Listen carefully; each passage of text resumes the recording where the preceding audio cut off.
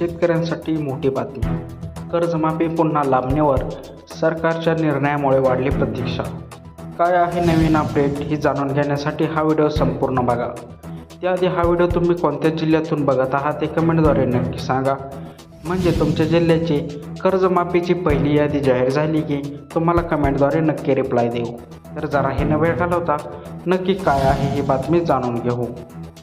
महायुती सरकारने राज्यातील शेतकऱ्यांसाठी जाहीर केलेल्या अत्यंत महत्त्वाकांक्षी पुण्यश्लोक अहिल्यादेवी होळकर शेतकरी कर्जमाफी योजना 2026 च्या अंमलबजावणीला प्रशासकीय कारणांमुळे पुन्हा एकदा ब्रेक लागला आहे.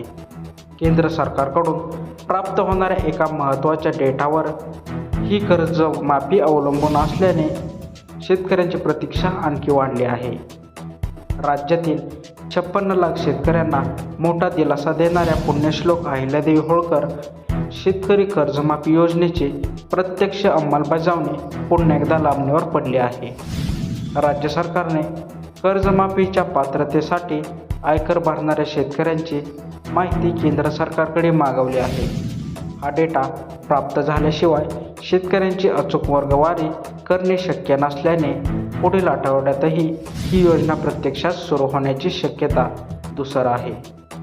जर सरकारने आयकर भरणाऱ्या शेतकऱ्यांना या योजनेतून बाद करण्याचा निर्णय घेतला तर राज्यातील लाखो शेतकरी कर्जमाफीपासून वंचित राहतील, ज्यामुळे शेतकरी संघटनांचा रोष वाढण्याची शक्यता आहे.